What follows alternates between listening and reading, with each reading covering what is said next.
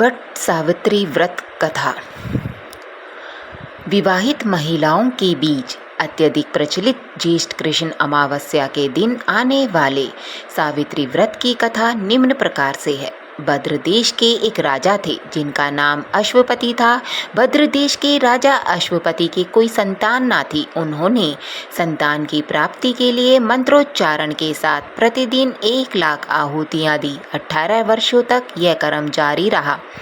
इसके बाद सावित्री देवी ने प्रकट होकर वर दिया कि हे राजन, तुझे एक तेजस्वी कन्या पैदा होगी। सावित्री देवी की कृपा से जन्म लेने के कारण से कन्या का नाम सावित्री रखा गया। कन्या बड़ी होकर बेहद रूपवान हुई। योग्य वर न मिलने की वजह से सावित्री के पिता दुखी थे। उन्होंने कन्या को स्वयंवर तलाशने भेजा। सावित्री तपोवन में भटकने लगी। वहाँ साल्व देश के राजा धूम्रसेन रहते थे। क्योंकि उनका राज्य किसी ने छीन लिया था, उनके पुत्र सत्यवान को देखकर सावित्री ने पति के रूप में उनका वरण किया। ऋषिराज नारद को जब यह बात पता चली तो वह राजा अश्वपति के पास पहुँचे और कहा कि हे राजन, ये क्या कर रहे हैं आप?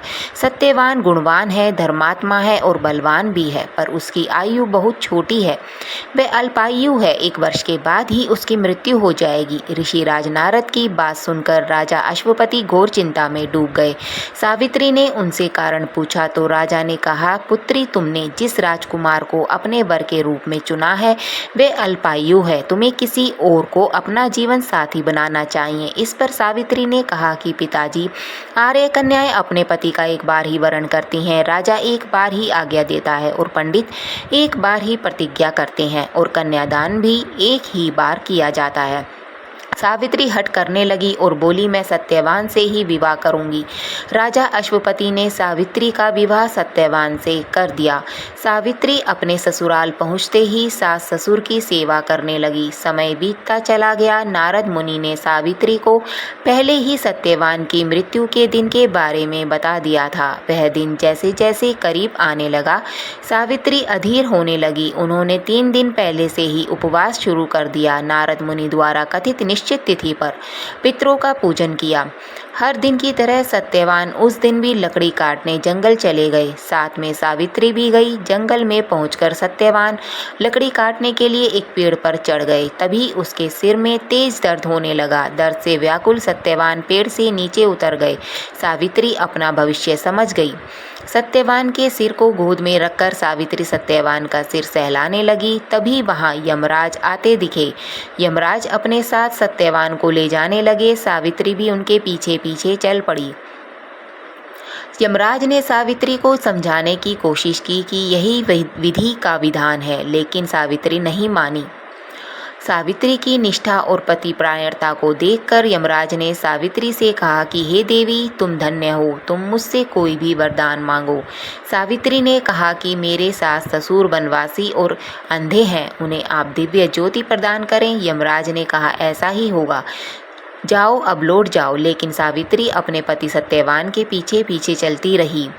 यमराज ने कहा, देवी तुम वापस जाओ। सावित्री ने कहा, भगवान, मुझे अपने पतिदेव के पीछे पीछे चलने में कोई परेशानी नहीं है। पति के पीछे चलना मेरा कर्तव्य है। यह सुनकर उन्होंने फिर से उसे एक और वर मांगने के लिए कहा।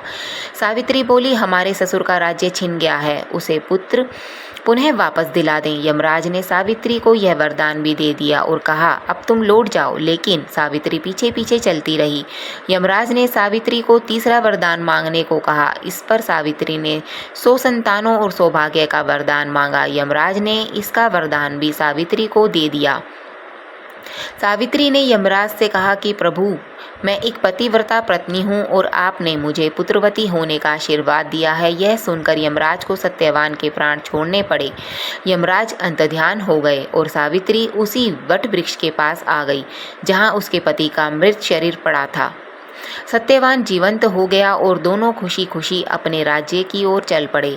दोनों जब घर पहुँचे तो देखा कि माता पिता को दिव्य ज्योति प्राप्त हो गई है। इस प्रकार सावित्री सत्यवान चिरकाल तक राज्य सुख भोगते रहे। अतः पतिव्रता सावित्री के अनुरूप ही प्रथम अपने सास ससुर का उचित पूजन करने के साथ ही अन्य विधियों को प्रारंभ करें। वट सावित्री व्रत करने और इस कथा को सुनने से उपवासक के वैवाहिक जीवन या जीवन साथी की आयु पर किसी प्रकार का कोई संकट आया भी हो तो वह टल जाता है।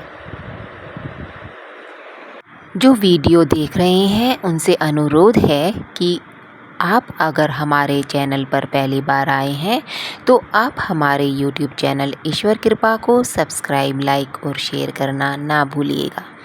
धन्यवाद।